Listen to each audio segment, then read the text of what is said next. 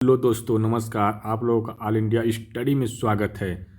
तो आज हम पढ़ेंगे सीटेट मैथ पैडागोजी से का चैप्टर नंबर 8, त्रुटियां गलत धारणाएं हैं।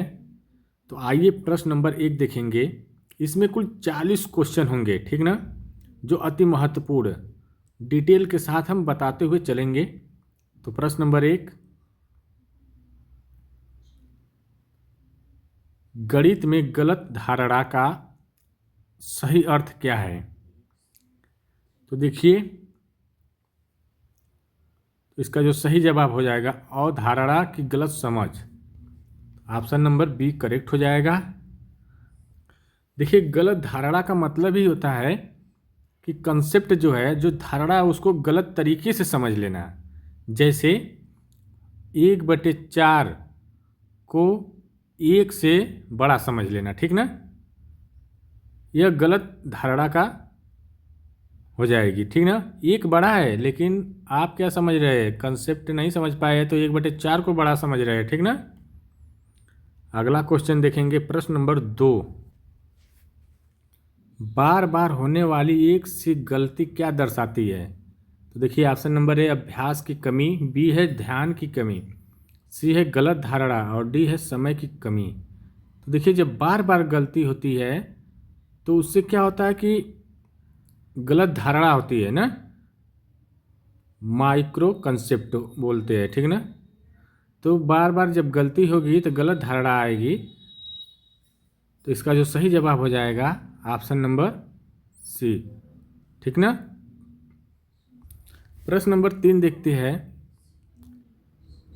निम्न में से कौन सी गणितीय सूत्र गणितीय त्रुटि संकल्पनात्मक त्रुटि है? कह रहा है 4 ऑप्शन है, इसमें गणितीय त्रुटि जो है संकल्पनात्मक त्रुटि है।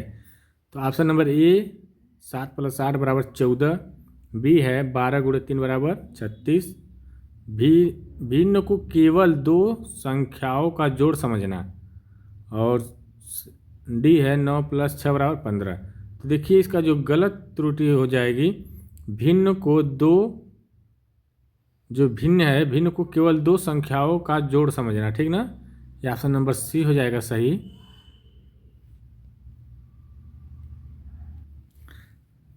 प्रश्न नंबर 4 देखते हैं, गणित में त्रुटि विश्लेषण का मुख्य उद्देश्य क्या है? तो देखिए, तो ऑप्शन नंबर ए गलती पर दंड देना, बी गलती छिपाना, और सी गलती के कारण को समझना, और डी अंक काटना। देखिए, त्रुटि विश्लेषण का जो मुख्य उद्देश्य होता है गलती के कारण को समझना, मतलब एनालिसिस करते हैं कि कहाँ गलती हुई है, उसका कारण क्या है। इसका सही जवाब हो जाएगा ऑप्शन नंबर सी। प्रश्न नंबर 5 देखेंगे, यदि बच्चा 0 से भाग करने को सही मानता है तो यह क्या है? ऑप्शन नंबर ए गणनात्मक त्रुटि, बी है याददाश्त की कमी, सी है गंभीर गलत धारणा, और डी है लापरवाही। तो देखिए, जब यदि बच्चा 0 से भाग करने को सही मानता है तो यह जो हो जाएगा गंभीर गलत धारणा है, ठीक ना। इसका जो सही जवाब ऑप्शन नंबर सी हो जाएगा। प्रश्न नंबर देखेंगे 6, निम्न में से कौन सी रणनीति गलत धारणा दूर करने में सबसे प्रभावी है? तो ऑप्शन नंबर ई है ठोस सामग्री व गतिविधि, बी सूत्र याद करना, सी अधिक होमवर्क, डी दंड। तो देखिए, ठोस सामग्री और गतिविधि के द्वारा जो गलत धारणा होगी उसको दूर किया जा सकता है। तो इसका जो सही जवाब है ऑप्शन नंबर ए हो जाएगा, सूत्र याद करना और अधिक होमवर्क और दंड देने से नहीं होगा। प्रश्न नंबर 7 है, बच्चा यदि 3 × 4 और 4 × 3 को अलग अलग परिणाम मानता है तो यह क्या है? ये क्या है? ऑप्शन नंबर ए गति की कमी, बी संप्रेषण की कमी, सी लिखावट की समस्या, और डी है गुणन की अवधारणा की गलत समझ। तो देखिए, जब 3 × 4 को बराबर भी 12 होगा और 4 × 3 बराबर भी 12 ही होगा। तो लेकिन इसके अंदर क्या है, गुणन की जो अवधारणा है वो गलत है, समझ रहा है, ठीक ना। तो इसका जो सही आंसर हो जाएगा गुणन की अवधारणा की गलत समझ। गुणा करने की जो अवधारणा होती है उसको अभी गलत समझ नहीं है, ठीक ना। प्रश्न नंबर 8 देखेंगे, गणितीय त्रुटियों को स्वीकार करने का सबसे बड़ा लाभ क्या है। तो इससे क्या होगा, जब गणितीय त्रुटि को आप स्वीकार करेंगे तो सीखने का अवसर मिलेगा, ठीक ना। जब आप बार बार त्रुटि करेंगे तो उससे क्या होगा, सीखने का अवसर मिलेगा, आप सीखेंगे कुछ ना कुछ, जब आप गलती करेंगे कुछ ना कुछ सीखेंगे। तो इसका सही जवाब है ऑप्शन नंबर सी। प्रश्न नंबर 10 है 9, निम्न में कौन सी त्रुटि प्रतिक्रियात्मक त्रुटि है। देखिए क्वेश्चन नंबर 9 फिर से देखते हैं, निम्न में से कौन सी त्रुटि प्रक्रियात्मक त्रुटि है, ठीक ना। तो देखिए जो प्रक्रियात्मक त्रुटि होगी, कैरी जोड़ना भूल जाना, क्या होगा इसका सही जवाब, कैरी जोड़ना भूल जाना, मतलब हासिल को जोड़ना क्या हो जाता है, लड़का भूल जाते हैं। जैसे 9 9 1 1, 99 और 11 को जोड़ना है तो क्या करते हैं, 9 1 10, पूरा लिख देंगे, 10 से पूरा लिख देंगे, ठीक ना। यह प्रतीक जो प्रक्रियात्मक त्रुटि आएगी, ठीक ना। प्रश्न नंबर 10 देखेंगे, अवधारणात्मक त्रुटि को ठीक करने के लिए शिक्षक को क्या करना चाहिए। तो देखिए मूल अवधारणा को पुनः स्पष्ट करना चाहिए, ठीक ना। इसका जो सही जवाब होगा हो जाएगा ऑप्शन नंबर बी, मूल अवधारणा को पुनः स्पष्ट करना चाहिए। प्रश्न नंबर 11 देखेंगे, यदि बच्चा लंबाई की इकाइयों जैसे सेंटीमीटर मीटर में भ्रमित है तो वह क्या करेगा। तो देखिए उसके मापन की जो समझ है वह गलत है, ठीक ना। तो इसका जो सही आंसर हो जाएगा मापन अवधारणा की गलत समझ है, ऑप्शन नंबर बी। प्रश्न नंबर 12 है, गणित में पूर्व ज्ञान का गलत होना किसका कारण बनता है। तो जब पूर्व ज्ञान का जो गलत होना सबसे बड़ा कारण बनता है गलत धारणा का, ठीक ना। ऑप्शन नंबर बी हो जाएगा। प्रश्न नंबर 13, निम्न में से कौन सा कथन गलत धारणा को दर्शाता है। तो देखिए 1/2 बराबर 0.5 ये सही है, और देखिए 0 सबसे छोटी संख्या है, देखते हैं, और सी है 10 क्या है 9 से बड़ा है, ये भी सही है। 5 गुणे 2 गुणे 5 बराबर 10 ये भी सही है। तो जो शून्य सबसे छोटी संख्या ये क्या है, गलत है, ठीक ना। Option number B. प्रश्न नंबर 14, गणित में गलती को कैसे देखा जाना चाहिए।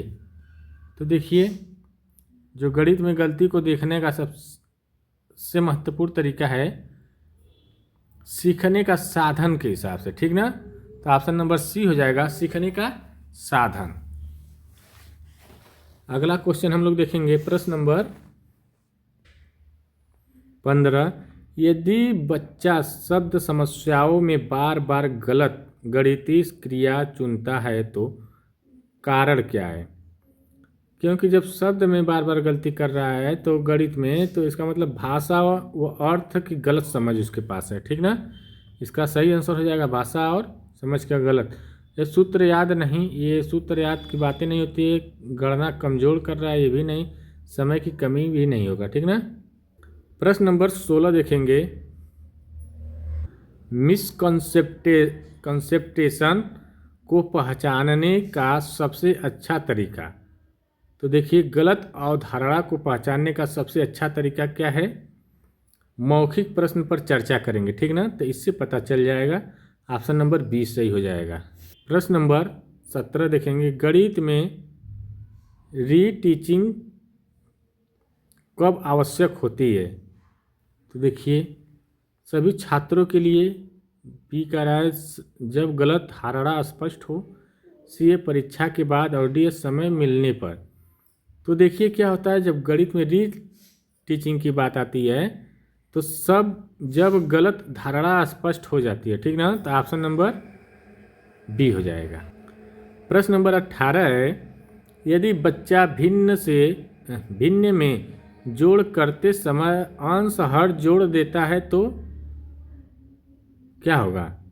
गणनात्मक त्रुटि और गति की कमी, लापरवाही और धारणात्मक त्रुटि। तो जैसे कह रहा है कि बच्चा जो है भिन्न को भिन्न जोड़ते समय अंश हर जोड़ देता है, ठीक ना, तो कौन सा होगा? तो यह हो जाएगा अधारात्मक त्रुटि। इसका जो सही जवाब है ऑप्शन नंबर डी। प्रश्न नंबर 19 देखेंगे, गलत धारणा दूर करने के कौन सा सिद्धांत सबसे अधिक सहायक है? तो देखिए,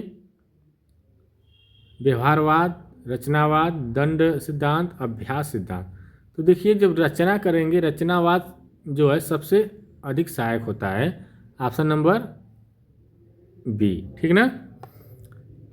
व्यवहारवाद नहीं होगा, दंड तो पहले गलत, अभ्यास सिद्धांत हो सकता है, लेकिन सबसे उपयुक्त तरीका क्या है? रचनावाद।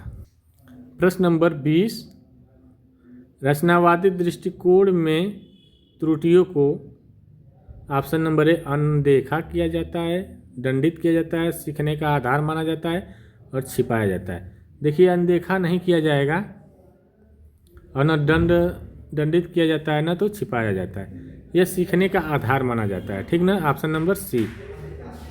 प्रश्न नंबर 21 देखेंगे, गणितीय गलत धारणाएं अक्सर किससे बनती है? गलत भाषा प्रयोग से, अधूरा अनुभव से, गलत उदाहरण से और उपरोक्त सभी से। देखिए, इसमें क्या होगा? गलत भाषा जो होती है, भाषा का प्रयोग, ये भी क्या होगा? गलत धारणा उत्पन्न करेगी। अधूरा अनुभव रहेगा तो भी, गलत उदाहरण रहेगा तो भी। तो इसका जो सही जवाब हो जाएगा ऑप्शन नंबर डी। प्रश्न नंबर 22, यदि बच्चा दशमलव में 0.25 को 0.5 से बड़ा मानता है तो कौन सी त्रुटि होगी? यह दशमलव की गलत अवधारणा होगी, ठीक ना। इसका जो सही जवाब है दशमलव की गलत अवधारणा होगी। ये बताइए, 0.25 बड़ा है या 0.5 बड़ा है? आप लोग कमेंट बॉक्स में बताइए।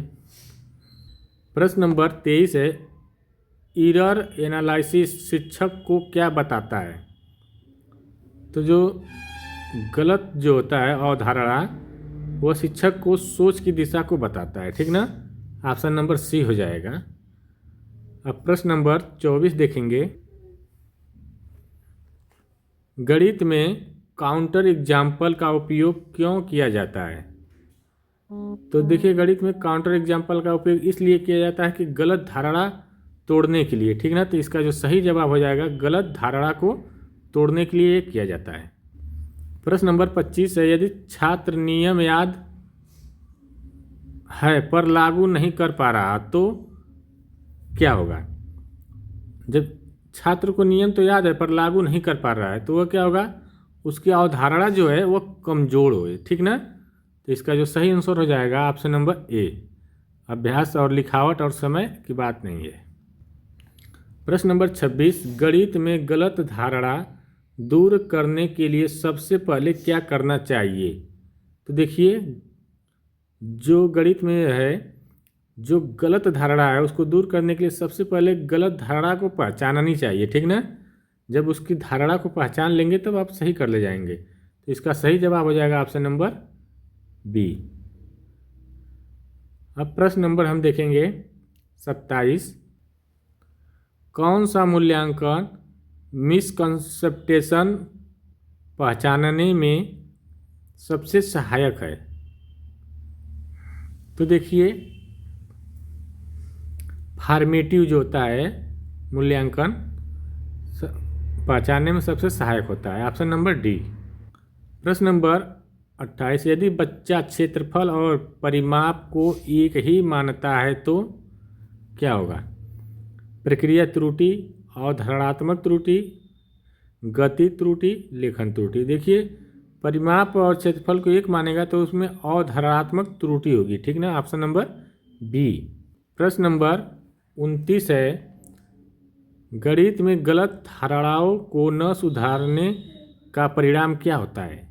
तो देखिए आगे जो है, आगे की सीख में बाधा पड़ेगी। अगर गलत धारणा है, अगर उसको सुधारेंगे नहीं तो आगे फिर क्या होगा, बहुत समस्या हो जाएगी, आप सीख नहीं पाएंगे। तो इसका जो सही आंसर हो जाएगा option number C is correct answer. प्रश्न नंबर 30 देखेंगे, शिक्षक को त्रुटियों पर कैसी प्रतिक्रिया देनी चाहिए। जब त्रुटि हो रही है तो शिक्षक को यही बताना चाहिए कि उसको सुधारात्मक प्रतिक्रिया देनी चाहिए, ठीक ना, सुधारने की बात करनी चाहिए। तो ऑप्शन नंबर सी करेक्ट हो जाएगा। ये नकारात्मक और दंडनात्मक और उपेक्षात्मक ये नहीं होगा। अब प्रश्न नंबर हम देखेंगे 31, मिसकंसेप्टेशन अधिकतर किस स्तर पर बनती है, मतलब गलत अवधारणा किस स्तर पर बनती है। तो देखिए जो प्रारंभिक कक्षाएं जो होती है इसमें गलत अवधारणा बनती है, ठीक ना। ऑप्शन नंबर बी हो जाएगा सही। प्रश्न नंबर 32 है, गणितीय त्रुटियों पर चर्चा करने से क्या होता है, समय खराब होता है, डर बढ़ता है, सी अवधारणा स्पष्ट होती है और डी है भ्रम पैदा होता है, ठीक ना। तो देखिए जब गणितीय त्रुटि होगी तो उस पर जब चर्चा करेंगे तो उसमें क्या होगी, अवधारणा जो है अस्पष्ट होगी, ठीक ना। तो इसका जो सही आंसर हो जाएगा अवधारणा अस्पष्ट होती है। प्रश्न नंबर 33 है, यदि शिक्षक केवल सही उत्तर पर ध्यान दे तो क्या होगा, अधिगम गहरा होगा, बी कह रहा है गलत धारणा बनी रहेगी, सी कह रहा है त्रुटियाँ कम होगी और डी कह रहा है सीखना तेज होगा।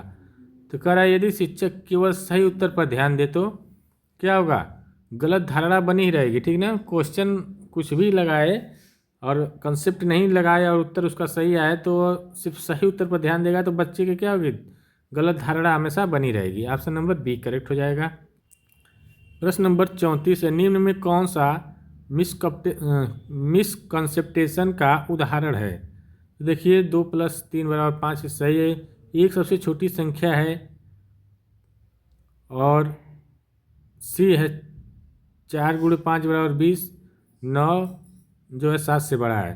तो देखिए एक सबसे छोटी संख्या ये क्या है, गलत अवधारणा है, ठीक ना। Option number B. प्रश्न नंबर